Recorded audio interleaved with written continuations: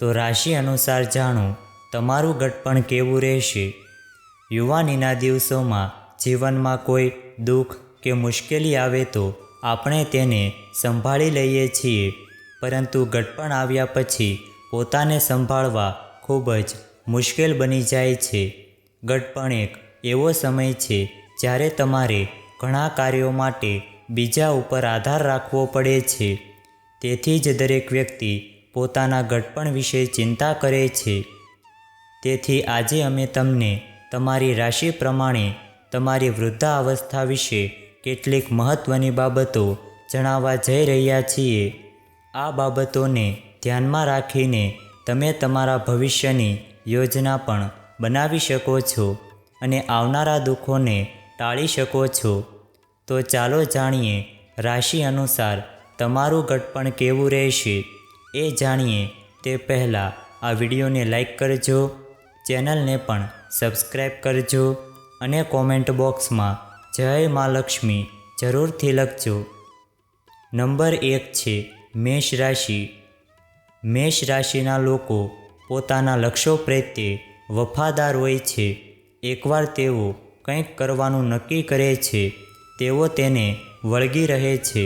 અન્ય રાશિની સરખામણીમાં મેષ રાશિના લોકો ખૂબ જ હિંમતવાન હોય છે।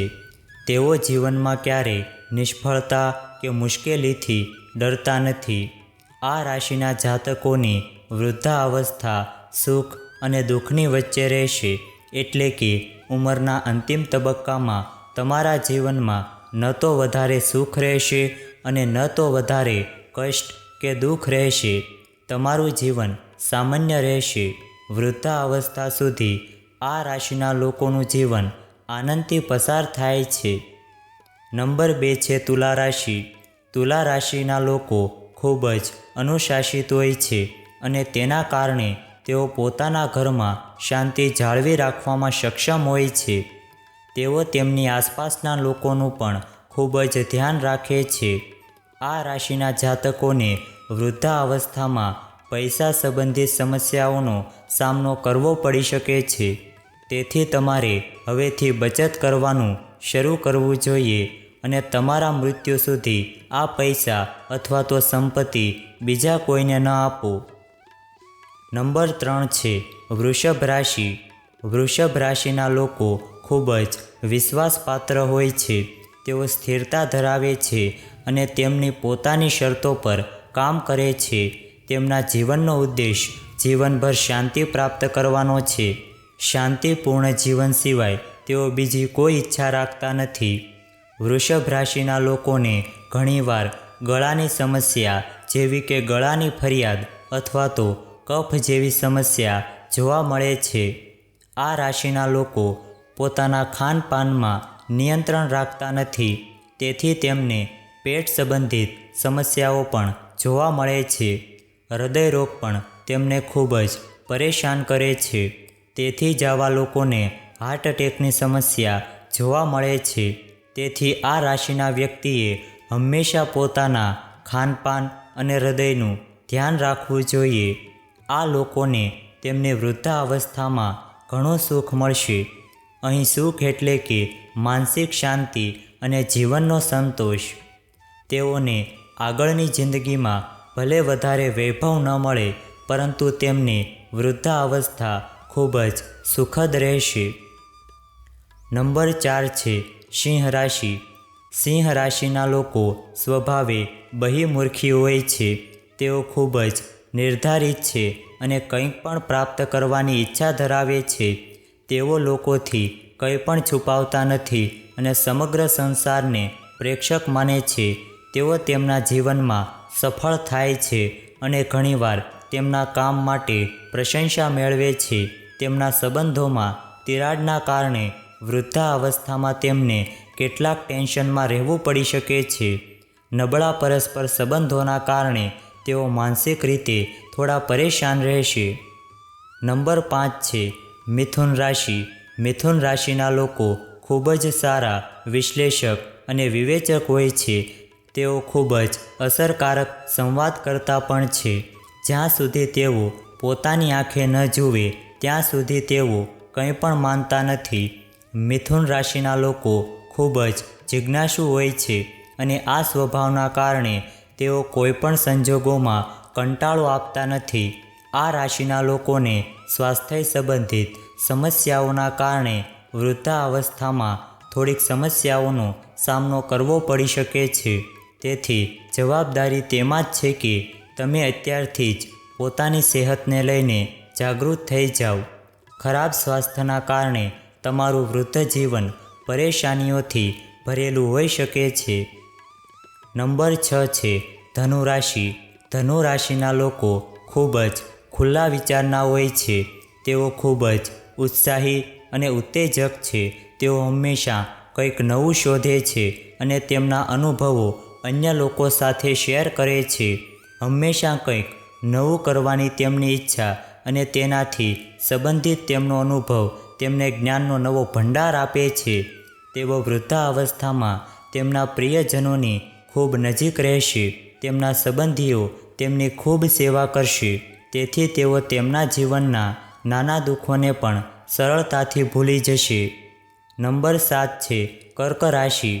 કરચલાની જેમ કર્ક રાશિના લોકો ઉપરથી તો વધારે કઠોર હોય છે, પરંતુ અંદરથી તેઓ ખૂબ જ લાગણીશીલ હોય છે. તેમની ભાવનાઓમાં ઊંડાણ હોય છે. જ્યારે આ રાશિના લોકો કોઈની સાથે સંબંધ બાંધે છે ત્યારે તેઓ તેમની સાથે ખૂબ જ આત્મીયતાથી જોડાઈ જાય છે. તેઓ તેમના પ્રિયજનો જે કહે છે તે બધું સાંભળે છે અને તેમની લાગણીઓનું પણ ધ્યાન રાખે છે. આ રાશિ સાથે સંકળાયેલા લોકો તેમની સાથે અત્યંત સુરક્ષિત અનુભવે છે. તેમની વૃદ્ધાવસ્થામાં સરેરાશ સુખ લખાયેલું છે. વૃદ્ધાવસ્થામાં તેમને કોઈ વાતનું ટેન્શન રહેશે નહીં. તેઓ તેમના છેલ્લા દિવસો ખૂબ જ આરામ અને શાંતિથી પસાર કરી શકશે.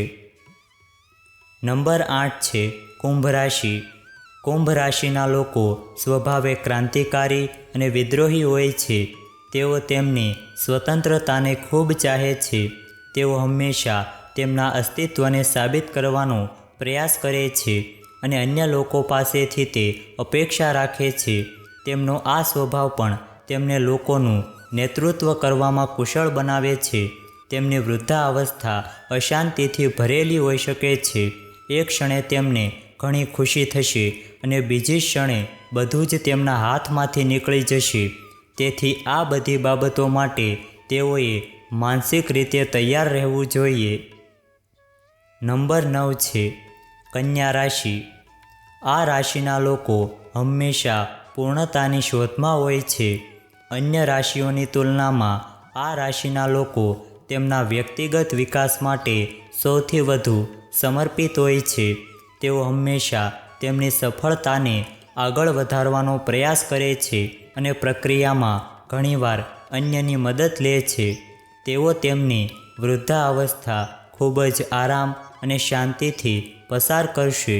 તેમની ઉંમર વધુ હોવા છતાં તેઓ જીવનનો આનંદ માણશે અને હંમેશા ખુશ રહેશે. નંબર 10 છે વૃશ્ચિક રાશિ. વૃશ્ચિક રાશિના લોકોમાં દરેક ડર સામે લડવાની ક્ષમતા હોય છે. તેઓ ખૂબ જ હિંમતવાન અને જુસ્સાદાર છે. તેઓ સંસારની અસ્થાપિતતાને સમજે છે અને જાણે છે કે આ દુનિયામાં બધું જ થોડા સમય માટે છે. આ સત્યની તેમની ઊંડી સમજણના કારણે તેઓ વિશ્વની દરેક વસ્તુઓનો સંપૂર્ણ આનંદ માણે છે. તેમને તેમના અંતિમ દિવસોમાં સુખ અને દુઃખ બંને મળશે. તેમના દુઃખના દિવસો ઓછા છે અને સુખની પળો વધારે હશે. એટલે કે તેમની વૃદ્ધાવસ્થા ઉતાર અને ચઢાવથી ભરેલી રહેશે. નંબર 11 છે મકર રાશિ. મકર રાશિના લોકો ખૂબ જ પ્રામાણિક, મહેનતુ અને સમર્પિત હોય છે. તેઓ ઈમાનદારીથી પ્રસિદ્ધિ મેળવવા માંગે છે.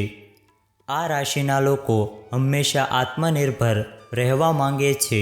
તેઓ તેના માટે સતત પ્રયત્નો કરતા રહે છે અને તેમના પ્રયત્નોથી અન્ય લોકોને પણ તેમના જેવા બનવાની પ્રેરણા મળે છે. તેમની વૃદ્ધાવસ્થા ખૂબ જ શાનદાર રહેશે. વૃદ્ધાવસ્થામાં પણ તેઓ તેમની ઈચ્છા મુજબ તમામ કામ કરી શકશે. ઘરના નાના લોકો તેમનો આદર કરશે અને તેમને સંપૂર્ણ સન્માન પણ આપશે. નંબર 12 છે મીન રાશિ. મીન રાશિના લોકોનો સ્વભાવ સર્જનાત્મક હોય છે અને તેઓ તેમના સર્જન દ્વારા જીવનના તમામ રહસ્યોને ઉજાગર કરવાનો પ્રયાસ કરે છે. આ રાશિના લોકો તેમના અંતરાત્માને ખૂબ જ સરળતાથી સ્પર્શ કરી શકે છે. તેઓ ચોક્કસપણે આ દુનિયામાં રહે છે, પરંતુ પોતાને તેઓ ભાગ માનતા નથી. વૃદ્ધાવસ્થામાં તેમની પાસે પૈસાની કમી નહીં હોય. તેઓ ક્યારેય બીજાને પૈસા ઉછીના આપશે નહીં. જો આ વિડીયો તમને પસંદ આવ્યો હોય તો વિડીયોને લાઈક કરજો, ચેનલને પણ સબસ્ક્રાઈબ કરજો અને બાજુમાં આપેલા બેલ આઇકનને પ્રેસ કરીને ઓલ ઉપર સિલેક્ટ કરી લેજો, જેથી તમને વિડીયોની નોટિફિકેશન સૌથી પહેલાં મળતી રહે. અને કોમેન્ટ બોક્સમાં જય મા લક્ષ્મી જરૂરથી લખજો. વિડીયોને છેલ્લે સુધી જોવા બદલ આપનો ખૂબ ખૂબ આભાર.